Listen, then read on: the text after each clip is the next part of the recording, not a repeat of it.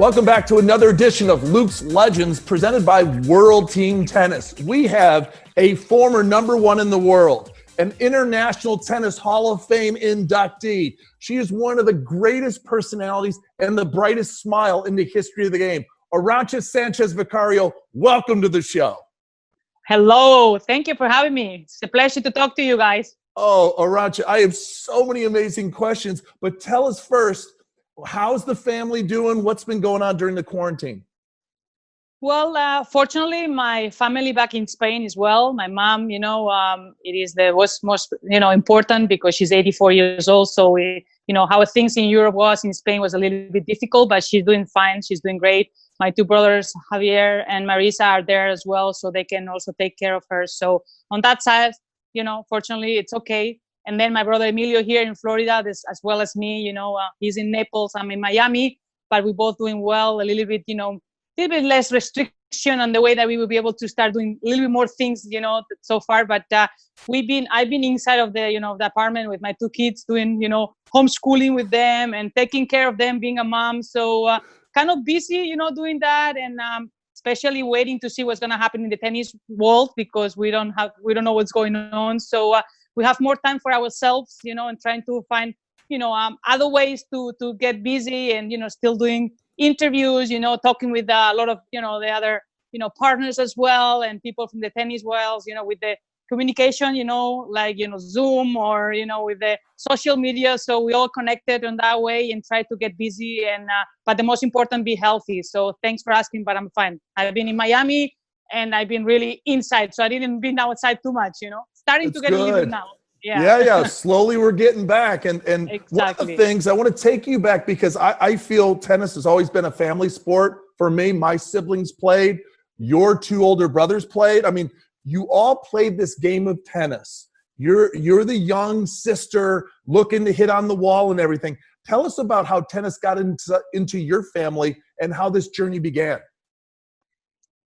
Well, I'm the fourth, of the four children. Okay. Yeah, okay. I'm the last one. I have an older sister, Marisa. Maybe Yeah, she's she's not as famous probably as Emilio, Javier, or I, but she played tennis as well. But then she decided to college too, right? Yeah, she went to Pepperdine University, and played college there, and then graduate there for business administration and get his master's degree. So we say she's the smartest of the family because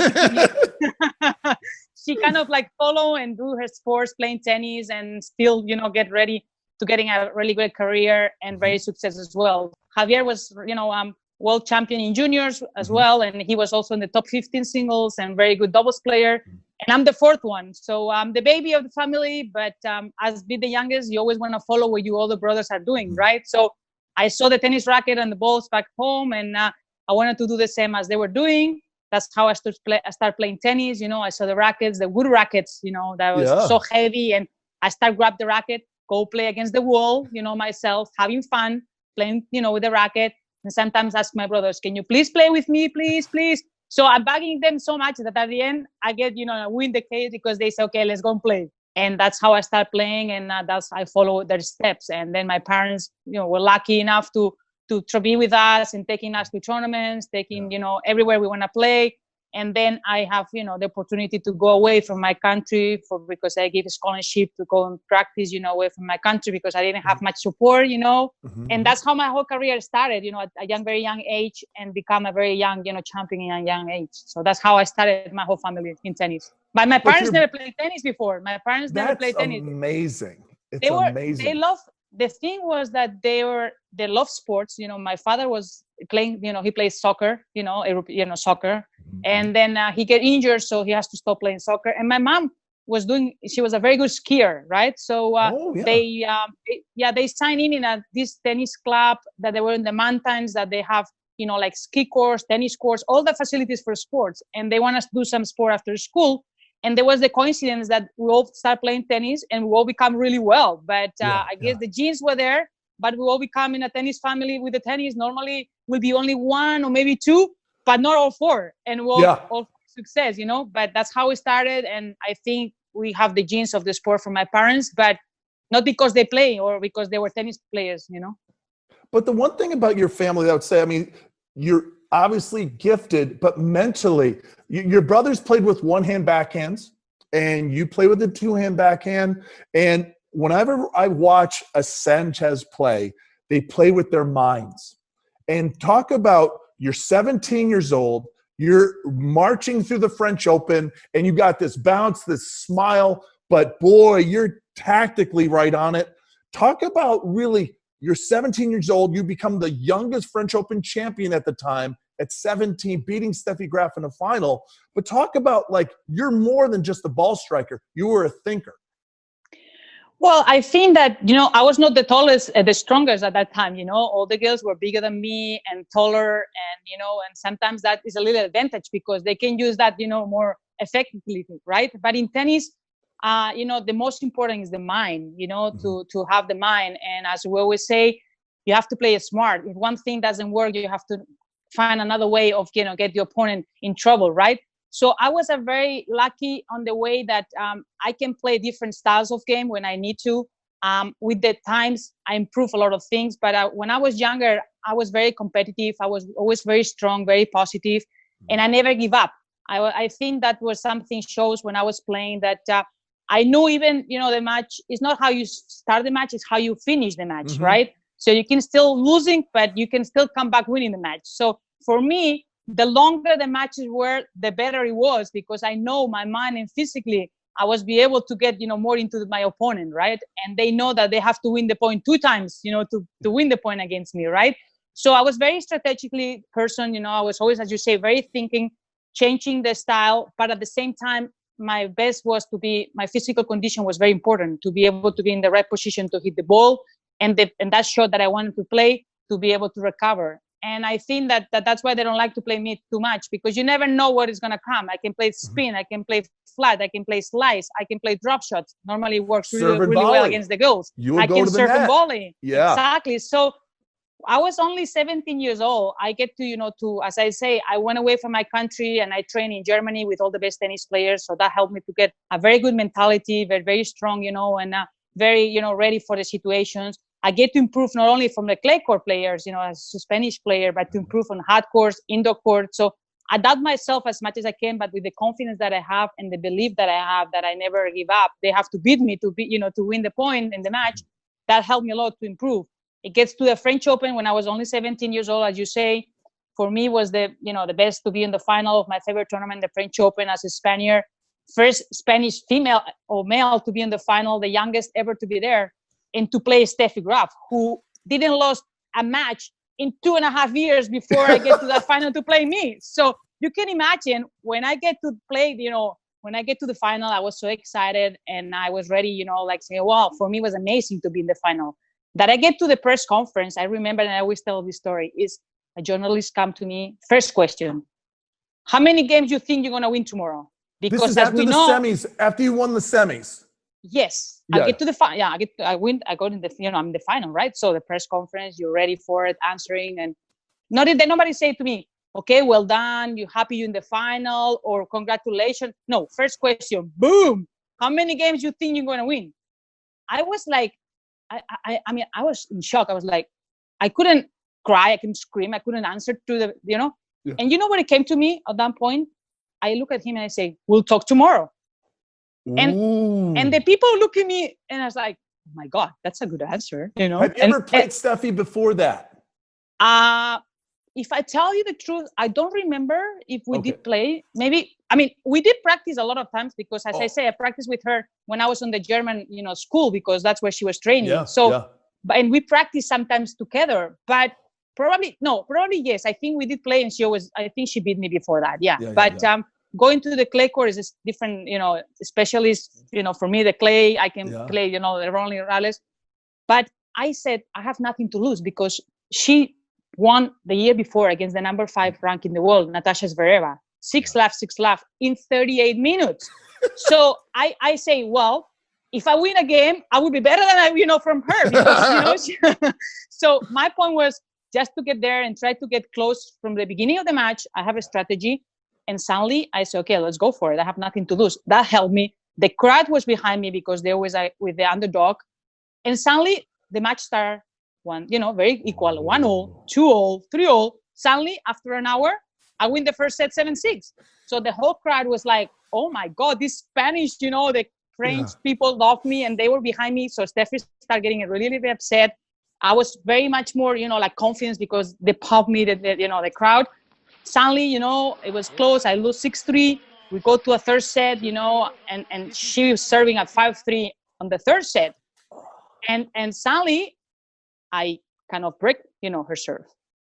And I knew she was nervous because she started missing more balls. She started getting, more upset. And I was starting to get more aggressive as well during the process of the match, attacking more her backhand, and make her up, to be away for position. And suddenly I break her serve. I was on the changeover. And suddenly I come back to the changeover and I didn't see her. She's coming back from outside of the court. Maybe she went to the locker room. She went outside. And I didn't understand anything. But I find out later what happened. And she looked at me and I look at her and I just say, okay, be focused, right? So I win the serve, 5-all. Yeah. And then I break her serve again. So now you're serving for it. I'm going to the changeover, my legs, everything starts shaking because I'm one game away of beating Steffi Graf, winning the French Open, serving for the match. And I'm like, oh my God. So I wanted to sit down because I wanted to go and play. But at the same time, everything was shaking me. I was so nervous, right? So I tried to be calm and I said, okay, let's play every point like who will be the last one. So that's what I did. I just tried to put first serve in. So like this, I can be into the rally and be concentrated to play. So I was like, okay, won the first point, 15 love, then 15-all, 30-15 for her, 30-all. Suddenly I tack to her backhand, 40-30. I'm serving match point. I remember I say, put the first serve in the backhand, attack her backhand as much as you can, and she will miss the shot. Or if not, when you have a chance, just play backhand down the line, make a winner. Yeah. And suddenly I make, the point was like serve. I play to her backhand, she plays slice. I play to her backhand again, and then she missed the slice. And suddenly the next thing I heard, game set the match Sanchez. I could not believe. I just threw the racket on the air. I started crying like a baby. I rolled into the clay. I went to the net. She said, congratulations. I was like, oh my God, this is real. I shake hands with the umpire. I start crying like a baby. And suddenly I look to my box and to my family, everyone. And I was like, oh my God, is it real? Is this happening? Is it true? And until I didn't have the trophy on my hands, I realized, wow, I make my dream come true. I beat Steffi, the best player in the history. And if I beat her there, then I can have possibilities to be, battling against her, being one of the 10 players ever later, right? And then imagine how everybody was crazy. My box in Spain, everybody was crazy because, I won the French Open. So it changed my life completely after that. Yeah. But it was the best feeling ever because it was the best victory against the best player and 3.5 hours battle. But you imagine that? I was exhausted, excited. Oh. And I couldn't even talk. I was crying because I couldn't even talk. I was, crying like a baby.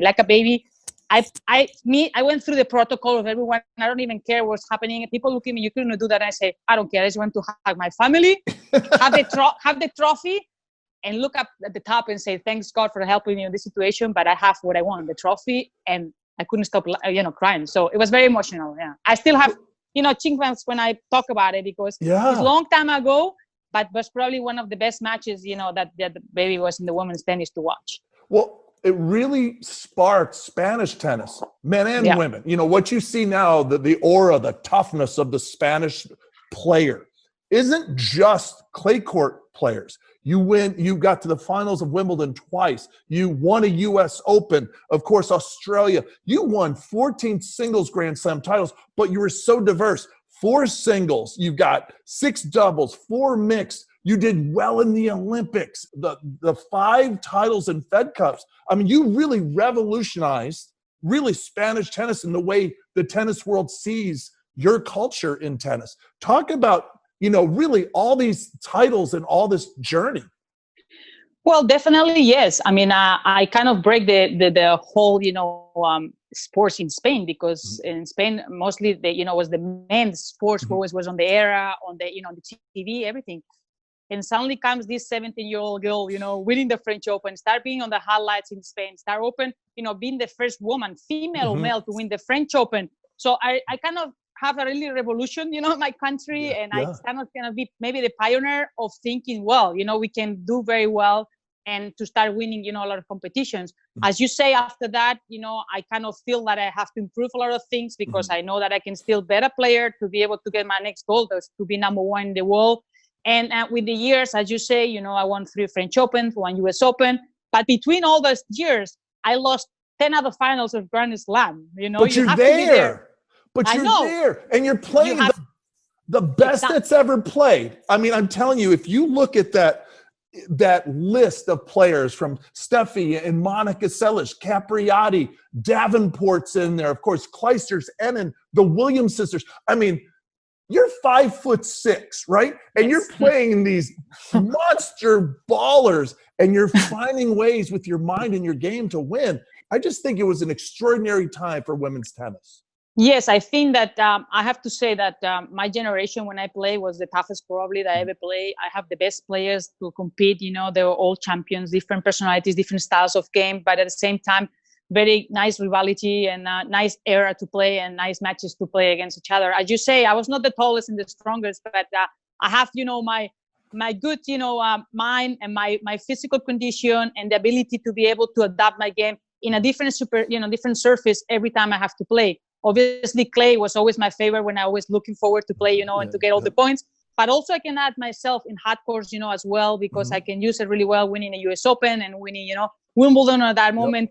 It was much faster than now. I mean, when we play in our generation, you couldn't even play more than 3 shots on the back of the court because the grass was so slow. I mean, so low and so fast, right? Yeah, and the balls were fast. The balls were quick. Exactly, were quicker. So you have to be aggressive. You have to go to net. So I kind of serve and volley, wait until the opportunity I have to, and get there 2 finals against Steffi, and my biggest rival there. And as you say, lost 2 finals, very close, but almost ready, almost for 1 point difference to win. And still there to compete, to be my best, to improve every day, and especially to be number one for me on the era that, as you say, all these kind of players who play, stronger and harder than me, but I have the ability to beat them. I think it shows that my consistency, I always thought that I was very strong mentally. So I know that they have to win the point 2 times until before the points is on her side, on her score. And that's something that at the end it pays off, because if you do the right things, and you believe in yourself and you're working hard, at the end it comes the work that you do. So I know the matches, the longer the better, because I have more opportunities, and that's what I did. Try to play my best, and definitely I get the respect for everyone because I become number one because of what I did to improve, to be there, and with all the results, winning Grand Slams in singles, doubles, mixed doubles with different partners, different all the time, and the ability to play singles when I have to play myself, but also doubles when I have to play with my partners. So I think it's important, and that what I was doing on the practice, I tried to use it in the competition. I was a player that I like to compete. I'd rather be on the tennis court competing than training because training was kind of boring sometimes. Well, John McEnroe is the same thing. There is persons that they prefer to practice more than compete. Other players, they like more to compete than practice, right? Maybe me, I was like McEnroe. We like to compete. We like the adrenaline. We need the competition. And that's something that shows that you are, that you are a champion because you want to be in the moments. You want to have those moments to play, to compete. I was not afraid. Obviously, I have the pressure like everybody else, but I just try to be focused and don't let it bother me so much, Maybe after when you finish, okay, then you hear all the comments, what's happening. But when you're on the court, just try to do business, play your game, be aggressive and be positive, believe in yourself. And that's why I was able to beat every single, good player on the tour and have so much success in a career. And I think that's where my key. Hingis, Mary Pierce, Amelie Mauresmo. I mean, it's just amazing. So we're presented by World Team Tennis. You can catch us on, all those social media platforms and things. But you played World Team Tennis in 2007 for the Boston Lobsters. You played against John McEnroe in the Sport Times from New York. Talk about that experience. Well, I think actually, it was an amazing experience because as I always heard about team tennis, right? But I never had the chance until there happened that opportunity that I was, on my schedule worked out really well that I didn't want to go back to Europe, because I'm Spanish, right? So I didn't have much time between, and I prefer to stay in the United States. And it came up the possibility that they came to me and say, you will be interesting to play, at least, I think I only played 2 matches because that's the time, or maybe what I can do between, my calendar. But I have the best time ever because it's the best competition ever. you have so much adrenaline going on. You are always nervous if you don't play, but if you're in the stand supporting your teammates, you get to know the other team, your members from the other players so well. You have a good relation. You just want to doing so well for them as well that you kind of always intense, and I like that. I like the adrenaline. So I only felt that I wish I could play longer because I enjoyed my moment. I enjoyed, the on that moment that I have to play, between the US Open.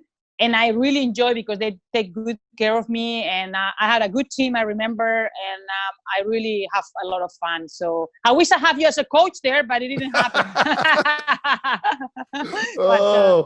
But it was funny because the experience was amazing, and I wish I would have more time because I would have rather be playing, longer, to be home or away more times, and feeling the adrenaline when you play home, when you are away. But at least I have the experience and I enjoy it a lot. And I think everybody knew that I always give my best, even if it was for 2 matches. I try to help as much as I can. Maybe it was not enough for my team at the moment, but I try my best, definitely. That's awesome. So, World Team Tennis is coming back July 12th. They're going to have fans in the stands. We're playing at a resort in West Virginia, the Greenbrier, which has been around for over 100 years, one of the icons of American resorts and things. But the players getting back into it physically, mentally, if you were playing today or if you were coaching someone today, advising somebody, how do you think that's going to kind of roll out for all the players getting ready, from Roger Federer to Roger Rabbit? Well, I think as unfortunately, the way things are going with this, virus, with this coronavirus, I think that at one point at the beginning, players don't know what's happening, how long it's going to be. And sometimes you don't know, okay, I should do this because I only have this time, to prepare. I rather do this because I know I'm going to compete. So it's a lot of, thoughts that at those moments, that is getting longer and longer than you expected. So I think the most important is to get, to do something as well besides tennis, things that you like, hobbies that you like, stay with your family, stay with your friends, with your kids, enjoy more those times, and then go back slowly when you have the time to be able to get ready, because your body also needs to get slowly started, because you cannot start hard. Otherwise you can get injured really fast, right? And so I think it takes a little bit of while to prepare the body, to prepare the mind as well. But the most important will be to know if when everybody can go back, because it's a very worldwide sport, right? So it's going to be hard to know, to get everybody back again like it was before. But maybe it's a good opportunity that you have, the World Team Tennis and other, maybe exhibition tournaments that they try to do now with the rules, with the distance, with all the different, things that you're not used to it, right? Like, pick up your own ball and put your ball, in your side and don't touch it with the hand. So it's a lot of things that it's like, it goes back when you were little, right? When you have to pick up your balls and stuff, but at the same time, have a, like in your mind, the distance to be able for protection for everyone. But I think there's also a good start that you can have World Team Tennis, good opportunity maybe for the players to start there, to get, the warm up, to feel the competition again. Probably it's going to be very tight because everybody wants to be on it. Everybody wants to play. So you're going to have a lot of players maybe ready for that as well. Yeah. So it's a good opportunity for you guys to have a very good feel, and as well for the players to prepare, so don't lose the shape, and to be back again on the court, because that's where we really want to be, on the court again, and the fans also want to see tennis, but slowly with the process and the distance, I think that it is possible, hopefully. Yeah. Well, we still don't know about the U.S. Open. We still don't know about the French Open. I want to get your final thoughts. A couple of weeks ago, because I've been asking a lot of the players, Roger Federer sent out a tweet that maybe it's time that the WTA and the ATP come together. And I know Billie Jean King's been fighting for that since the 70s, and it's one of the regrets Arthur Ashe had, Stan Smith, and when they were running the game in the 70s, that both men and women together, like we do at the Slams, Miami, Indian Wells, we are at our best business model, our entertainment is when we're both together. What are your thoughts for the tours to really form a players' union? Well, as you say, I think that Billie Jean King was the woman who tried at the beginning, that this could happen, finally, to get combining, to get the same, getting all in the same line, in the same, all together, right?